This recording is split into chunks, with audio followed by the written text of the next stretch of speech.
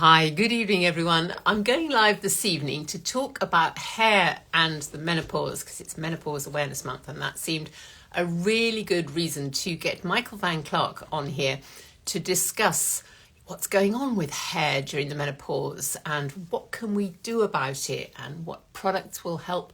Are there any supplements that will help? You know, how can you style hair? And as one poor person put it in their question which came in earlier, will my hair recover? So Michael, you probably know, is a legendary hairdresser, and he has a product range which we absolutely love here at the Tweakments Guide. I've been using it for about 6 months longer now, and it has really changed my hair. So he is extremely well placed to answer all your questions along these lines. So what I'll do is I'll get him to join in here. And then when we've had a bit of a chat through this, then we'll take your questions. But if you've got questions, do pop them in below and we'll get onto those as we go along. Because, I mean, it's a bit depressing, the whole thing with the menopause and hair as much as... Oh, hi, MVC, I see you're there. Let's try and invite you to join.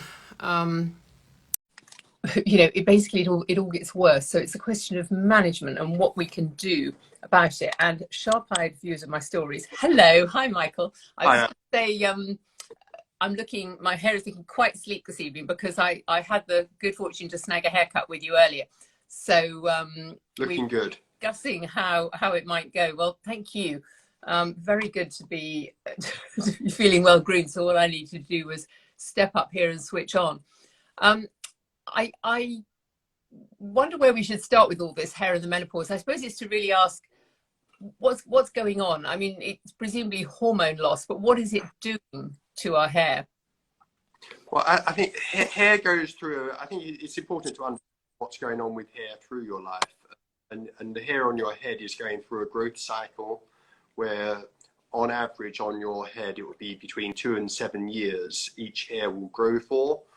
And then it will fall and rest for 2 to 3 months and start again. Now, after the age of about 20, each of those growth cycles, the hair produces slightly weaker and the growth cycle can be slightly shorter. And that's why people struggle to keep their hair long later in life, because far fewer hairs will grow as long as they did when you were 18. Mm. What happens during periods of hormonal volatility around pregnancy, around menopause, is that the hormone levels and ratios adjust. So a drop in estrogen would increase the ratio of testosterone to estrogen, and that can affect the cycle of hair growth, and it can push hair into the fall-in cycle sooner than it would otherwise. Okay. So we are going to be seeing thinning hair, or I mean less length of hair. People often say to me their hair is getting thinner faster at menopause. Is that an actual fact? Well, it is. And I think what happens, and depending on the hair, people can lose a third or even a half of their hair before they notice that it's much thinner. By the time they notice, often they've lost quite a lot, and then any further fall can become quite shocking, and especially when it's often around the hairline as well, around the sort of temple area. It can be very obvious that the hair is thinning, and that can be very distressing. Yeah, and hair quality as well. Is that generally worsening, or is that more about the way we treat it? What's left of it? No, I think also the fact that there's less hair, and it can often be less vibrant, so to have less life to it. And if that period combines with the seasonal change, which we are in at the moment, October being probably the worst month for hair, because the atmosphere goes from humid to dry. And this is true outside, where the colder air draws moisture away into the sort of surroundings. And also indoors, we have our central heating goes on. So that again draws moisture out of the atmosphere, and that will result in the hair shrinking both in length and thickness. Right. Because water is a very important part of the hair shaft.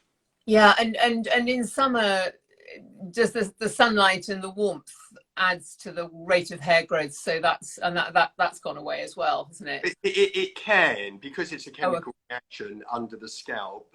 The extra warmth can have a marginal effect on the hair growing, but more importantly, it's the humidity in the air that can make the hair longer. So hair that's properly moisturized can be 3% longer than okay. hair very dry. So that shift from summer to winter can mean hair that's, say, your length can shrink by a centimetre, which is quite marked. Shouldn't have had it cut, should I? Should have said, I'll hang on to every millimetre. No, I'm just joking. Now, Michael, I love the way that you are always very specific about this, because over writing about hair for however long, I pick up lots of things that I then believe to be true. But this afternoon, I was saying confidently to you, surely, if problems with hair in menopause are caused by a lack of estrogen, is really not helping, then does it help going on to HRT? And because I thought the answer would be obvious, but tell me what the answer is. Well, the evidence seems to be that these things can have an effect on many of the other symptoms of menopause, but don't seem to have much effect on the problems caused with the hair. Okay, right. That's that theory out the window. That's a shame, because I'd have thought, anyway, what I'd have thought, it does not necessarily equate to what the evidence shows. So what can we do for it? Because that's the key thing everybody wants to know. Where do we start to manage midlife menopausal hair thinning? Well, I think firstly to understand that it's temporary. Okay. Even though the period of perimenopause and menopause combined can stretch to quite a long length of time, it does come to an end. And during that time, the spikes in hormonal changes can cause hair to fall more than normal and then recover and then fall again. And it can be very distressing. But the important thing is to make the most of what you have. Okay. Yeah. So I mentioned just before you joined on, there was a question from somebody saying, will my hair recover? And the answer is it may well do once you're... Most likely, for most people, hair recovers. Oh, that's fab. That's a very optimistic thing, which is Well, however, through one's life cycle, from the age of around 20, the hair is steadily becoming thinner. You're not going to have the hair when you were 19, when you reach 90.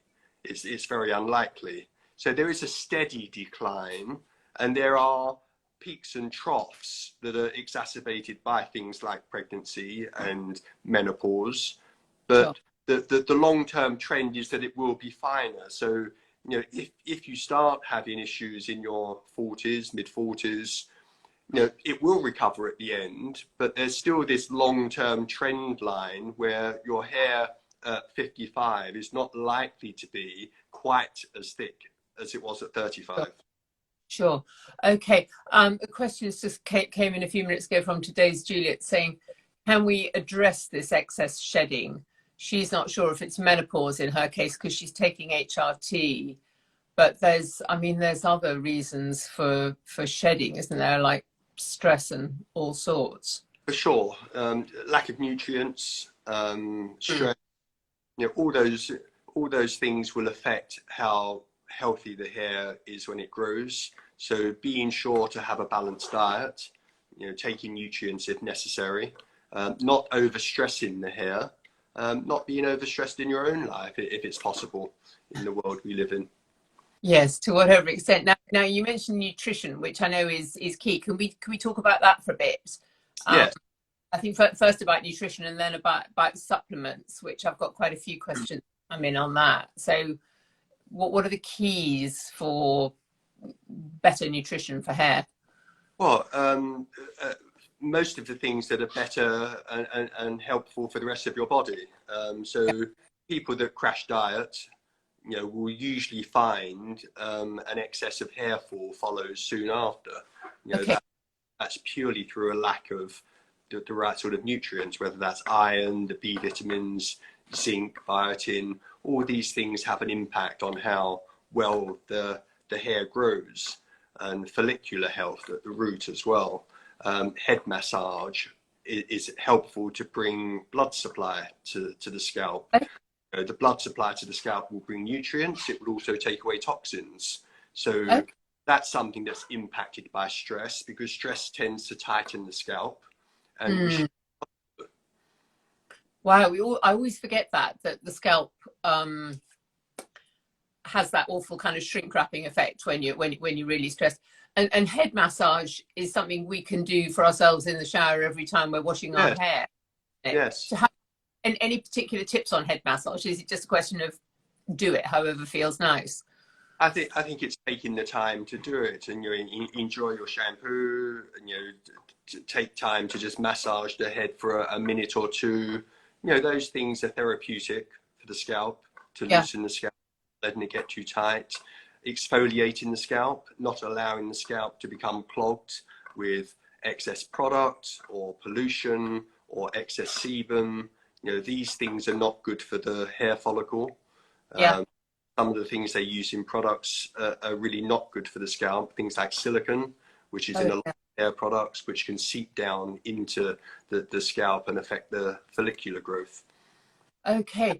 And yes, a minute is not really very long, is it? Because I'm very fond of your what's it called, the exfoliating scalp shampoo, and it does say, which has got salicylic acid in it to do exactly that. It does say leave it on for a minute. I think, oh, a minute. And so I put it on, and then I shower the rest of me or whatever. But I could quite easily give that minute, not very long, over to head massage. That would be a really thing to do.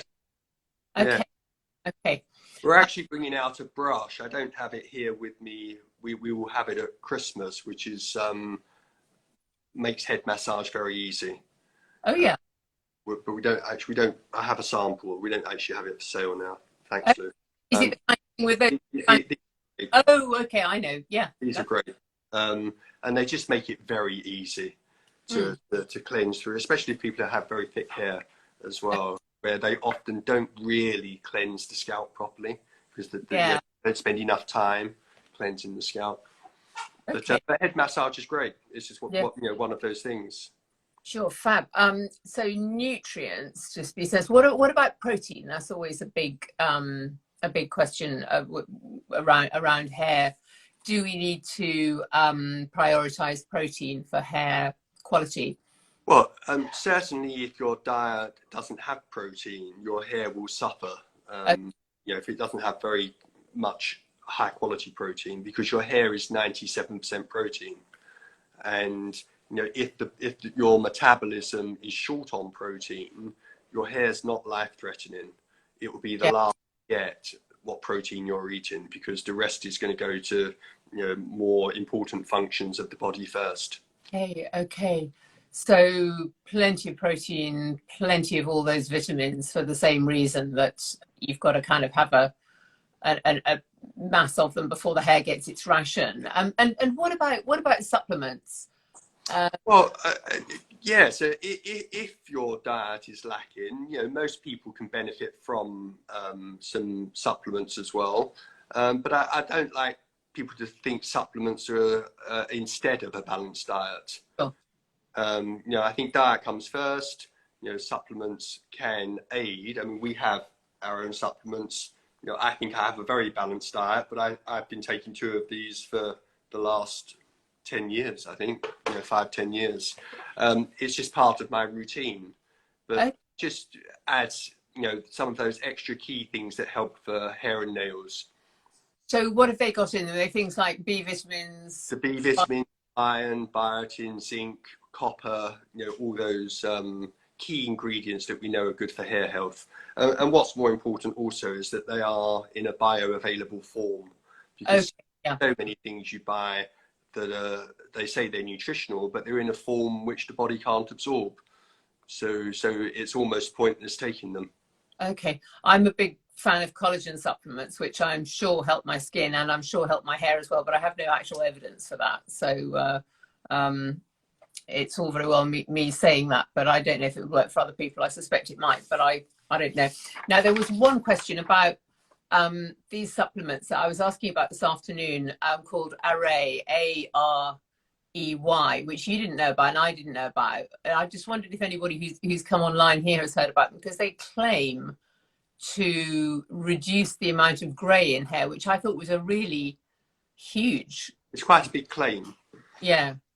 I've looked online, and the supplements are, again, they are using key things that if your diet is lacking, your hair may suffer. The B vitamins and other key elements. I have experience from the salon going back over decades. I've seen people that have gone grey at a very young age, and reversed that as well. And Wow. that greyness almost always linked to excessive dieting. Extreme diet that's brought on a lot of white hair at a very young age. I mean, in late 20s, and then being reversed when nutrition has been rebalanced. Wow, that is fab So to hear. it's not just genetic grey hair. A lot comes down to nutritional. Okay, because the sort of popular sort of supposition is, people used to say, their hair went white overnight with the shock of something, which obviously it kind of can't do because of the way it's got to grow, but that can be the impression. So Yeah, yes. it's more an impression than actuality. But one thing, there are a few myths around grey hair. People think that they can go slowly grey. It's true that the effect on the hair may appear slow, but each individual hair does not fade to white. Once what they seem to have discovered is that there's a protein that switches off the melanin production. They don't know quite what activates that, but the hair either has colour or doesn't have colour. So you will see a hair go from being coloured to being white. And I've seen hairs that are half and half, where they've clearly switched off, and that's when they started to go white. And that's the mechanism. It doesn't fade in that sense. The fading people see is the proportion of white hair to the rest of the hair that's still coloured. Okay, how fascinating. I was reminded of those. L'Oreal used to do briefings, take us to the sort of labs in Paris every few years, and sort of drop hints that they were working on possibly a pill that might help with depigmentation in hair, might help counteract it. But that was about 15-20 years ago, and I haven't heard anything in the past 10 years. So I don't know. Well, I think they're still researching that. I think it's something which there are companies trying to find the magic pill. They haven't found it yet, but it would be amazing when they do, and I'm sure they will eventually. Yeah. Wow. Now, a question from Tabby Katz a little while back saying, what can you do if your hair doesn't recover after menopause? So is that where we move on to talking about styling and product use and what we area? Yeah, so I think if it doesn't recover at all, or doesn't recover to the extent that you were hoping, very, very important, it comes down to styling. And how hair is looked after makes a tremendous difference. And I know that from my own hair. I've probably lost 2/3 of my hair compared to when I was in my 20s. But if you look at what you have and you look at the line of the hair and the cut of the hair, often people are wearing a haircut that's making the hair look even thinner. Okay. That goes for women and men. Because you're giving a very good impression of a lot of hair. I mean, you look as in real life as well as on screen, like you have a decent amount of hair, and it's not like you've got some massive comb over or anything, isn't it? No, what's the kind of worse? I'm sorry, it's a bit rude, isn't it? What's the worst kind of thing? Is it like having a centre parting where you start seeing that parting getting wider, which you see on a lot of people? Is that a bad? Well, I think if the hair is very fine around the scalp, that will make that more obvious. Mm. If you've got hair tinted dark and the front is very, very white, then as soon as the colour grows out, it's going to look like there's no hair at the roots. If the hair has fallen a lot around the hairline, sometimes people are so protective of the hair they may have their hair cut in such a way that it's very long around the front, which creates like a very a dragging down effect that, and the ends looking very thin, which actually makes the whole lot look thin. And just a reshape of that can suddenly make someone's hair look twice as thick. Or it may be that they should maybe have a wide fringe, which may help to much better disguise any thinness around the forehead. There are lots of techniques, and layering hair properly. You know, unfortunately, a lot of hairdressers don't understand layering well, and so people think a layer is a step, a chunk missing out of their hair. That's not proper layering. But if your hair's layered well, it can very easily make it 2 or 3 times thicker, how it appears. So that haircut, very important that the shape, in the same way that people understand the shape of the clothes that they wear, can either make them look, you know, thinner, fatter, taller, shorter, you know, more awkward, or it can make them look how they want to look. And it's the same with hair. You know, a haircut will do much more than a facelift done properly. You know, it's a step. No, I know Harley Street surgeons who will still send people off for a haircut first if people are not sure or they don't think they're ready for a facelift. They'll say go and get your hair cut and then have a think about whether you dislike your face so much. I'm sure a lot of them end up with you. And then there's the quality of the hair. You can use products to actually fill the hair, make the hair much fuller by the hair shaft. Treatments that we use, which will make the most of the hair that you have, and you know, those are health related products that will make the most of the hair you have. And then you have a whole range of styling products that can again make hair twice as thick. Okay, so now there's a question from Susan saying my bob style blonde hair is very endy. Know what you mean, Susan? So try to have it cut every few weeks. Anything to recommend to build volume? Now, this is where, I mean, it's sort of not using anything with silicone. Would that be a first step? Well, silicone-laden products will ultimately weaken the hair, make it straighter, drier, but they're very tempting because they can give you the result on the day. But over time, they cling to the hair and make the hair heavy and dehydrated because they repel moisture coming back into the hair. But you know, it may be that the bob that you have that's looking thin at the front, it may be A-line where the longest part of your hair is the front, and that's probably coming from the weakest part of the hair, which is around the temples and the front. And it's the longest on your head, so it's also the oldest at the end, and it's also right at the front, so it's the shop window of your hairstyle. And how that is seen will dictate how the whole hair is seen.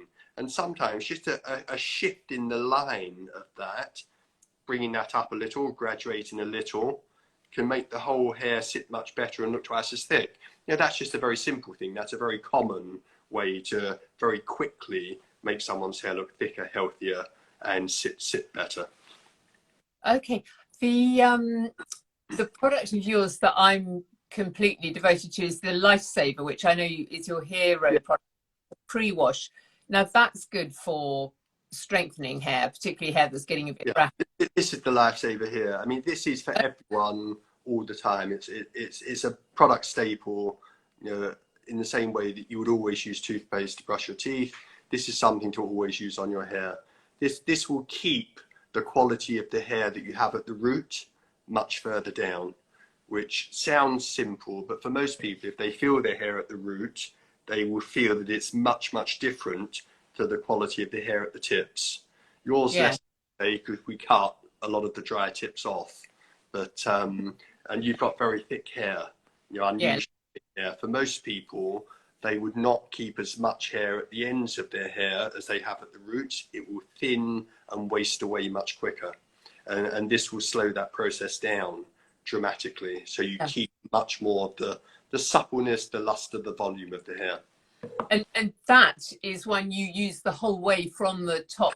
I mean, Yeah, you can all over, all over, root to tip, yeah. dry hair, and then you just leave it and get on with your life. And when you're ready, you wash it off. That might be the next day. It might be after the gym. You just fit it into your lifestyle. It's a very easy product to use. Yeah, I can vouch for that. And you've got different types. If people want the lovely scented one for overnight Yeah, use, or the ultra one if your hair's really trash. I just like the normal yeah. one. The Ultra one came out last year and has actually become the bestseller. And Oh, that's nothing to say against the original, because the original is a fantastic workhorse, but the Ultra has more than twice the key ingredients, and people just have really taken to that. It's a great product. And the one you mentioned about fragrance is the Deep Sleep, deep. and Okay. a Yeah. great night. That ultra, I can see the attraction, because if you want to sort of see what result you're going to get, you kind of want to go in quite hard with it, and that will help. That will help there, won't it? Yes, yeah, I think for some people that they need more nourishment quicker, and they like the effect of that one. It is a different effect, Yeah. and they stick with that. Others stick with the original. Okay. And one thing we were talking about this afternoon was bond builders, because I've seen bond builders that seem to be really, really sort of, well, trendy at the moment. I mean, we've had Olaplex. I mean, this is to repair bond Yes. hair broken by whatever, but there now seem to be several other ranges of this coming through. Are those generally useful for menopausal hair? You know, could you talk a bit about what those are and what they're doing? Well, I think the word bonding has, because of the success of the original Olaplex, there are hundreds of competitors tagging on with the word bonding. Mm. But I think people need to just step back and think about what bonding means, because bonding is going on all the time. You know, if you put a product on your hair with silicone in it, the silicone's going to bond to your hair, and Oh, not in a nice way. It's going to build up, fill in the cracks, and be very difficult to get rid of, and make the hair heavy and dry over time. yeah. If you put water in the hair temporarily, the water is bonding in with the molecules of the protein. We hope that that would stay, but when the protein structure is honeycombed and wasted away, the moisture doesn't stay. It leaches away very quickly. So there's the word bonding isn't like the be all and end all, because that sort of stuff's going on all the time. But some of these products will be effective at helping with the hair, and some of them, if you read the ingredients list, are actually just relying on silicone to give you a gloss to make you think your hair is nice and healthy, and they're actually not really doing anything good long term. So I always say read the ingredients. You know, our products, our lifesaver treatments bond, but they bond in a way that's much more natural, using a natural product to fill in the voids and the breaks in the protein structure, and that helps the hair retain its proper moisture balance for much longer. Okay, and it's pretty simple. I find once you get into the habit of thinking, I'm always messing around in the bathroom thinking that I'm sure there's one more thing I need to do before I go to bed. And once you're in the habit of it, it's simple. And that's had 30 years of testing behind it, but we never used the word bonding. Yeah. Well, no need to claim when it's whatever when it's doing a job already. Now, Julia is asking, what's the name of the supplement you shared for hair? I ought to know, but I mean, it'll be the supplement on your website. Oh, sorry, it's Power Shot supplements. Power Shot, and this is from Michael's own range, and that is on the website, which is vanclarke.com. We have a bunch of his products on the treatments guide, but not that one, not that one. I'm going through other questions here. Can vitiligo affect hair? Oh, sorry. Could you explain? You got the chimes going. Vitiligo, you know, the skin patchy pigmentation. Oh, Can that affect hair? I'm not sure. Yeah. I've not studied that. Sorry. Cool. No worries. I'm looking for other questions and thinking. Oh, so we talked about products for so that's the pre-wash, and then shampooing and drying, just being gentle with the hair. Is Yeah, that I think being, using good products, we have a system of products that work with the treatments of shampoos and conditioners that all help to top up the key ingredients, but also understanding that, mechanical abuse of hair isn't helpful. So if you're using equipment that is very stressful on the hair, combs, brushes, if you're using overly hot implements too often, that those are all going to take out from the hair. And if you're not putting back in some way on a regular basis, ultimately the hair depletes. mm. um so what is too often? Does Well, that someone's washing their hair every day. Sometimes people say, is it bad to wash my hair every day? No, if you're using good products and you're washing correctly, not bad at all. If you have a very aggressive heat styling process, then doing that every day is much worse than doing that once a week. But it's not the washing that's the problem, it's your styling process.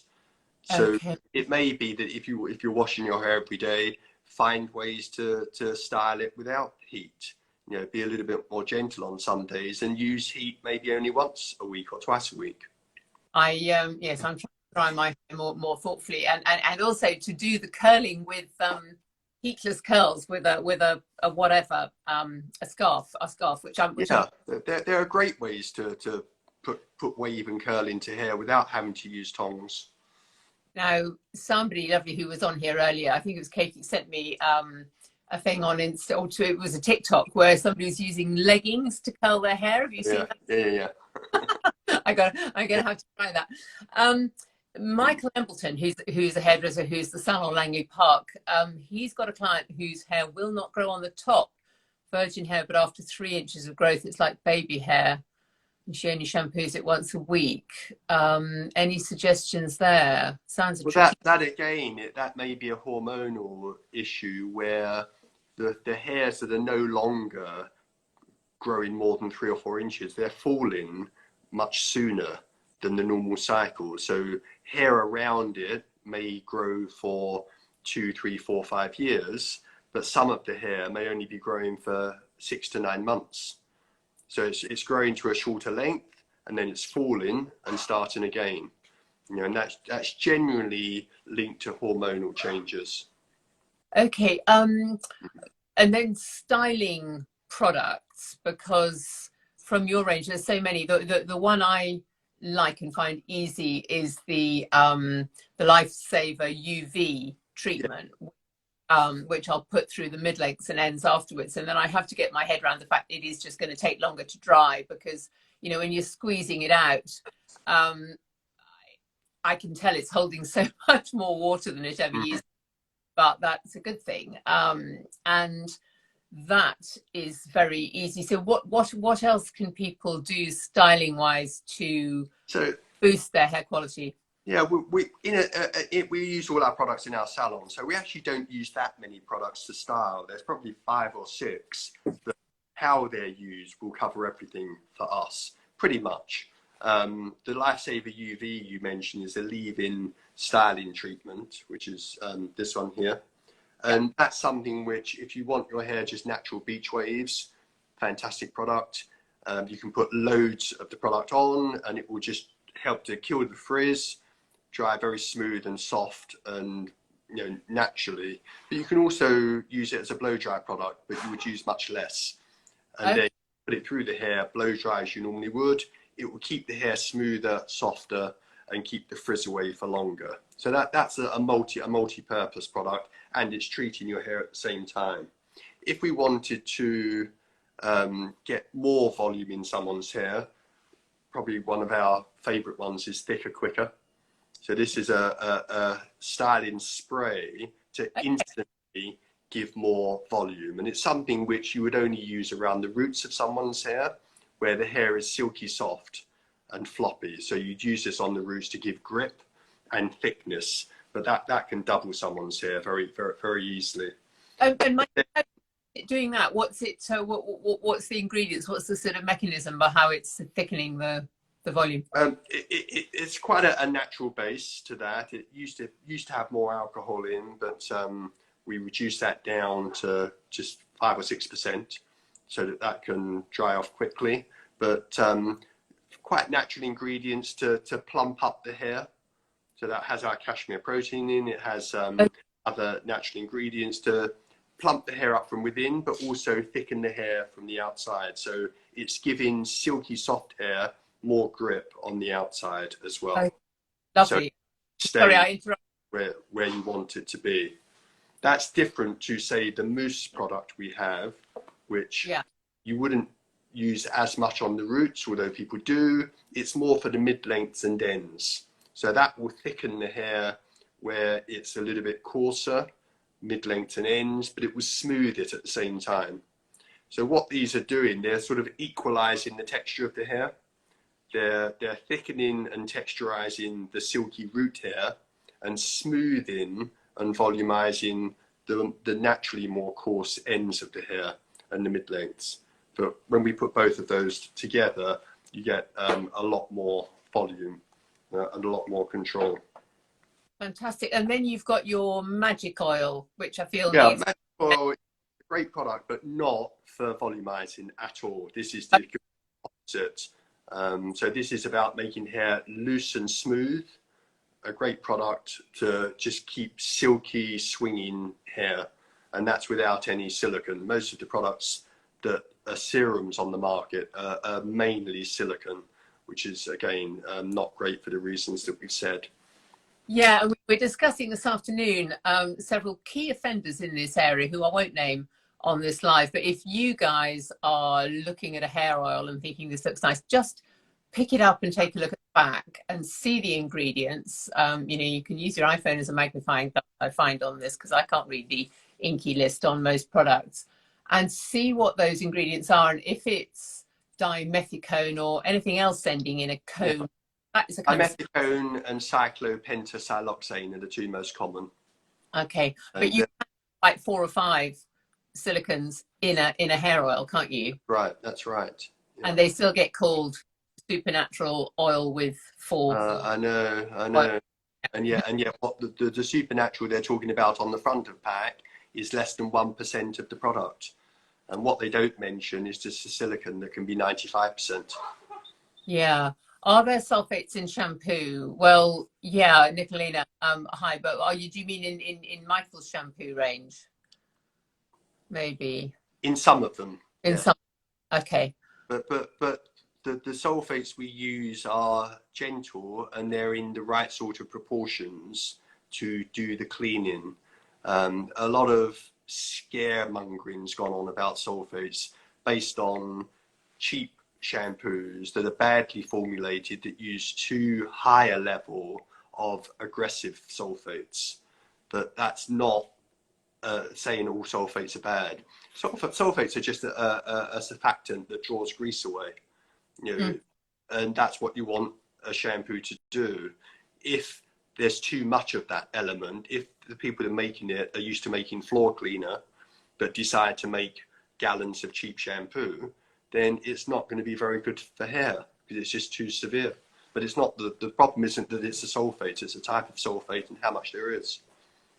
It smells delicious. Yeah, well, it works a treat. I think if we're talking about, I don't know, my favorite is the cashmere protein one. That's what. Yeah, they all have cashmere protein, but some of them are sulfate free, and some of them do have some of the gentle sulfates that you know, in the right sort of quantity, the right sort of percentages. Okay, Michael, thank you so much. It's time I let you go. But with one last question, which was any recommendations for grey hair?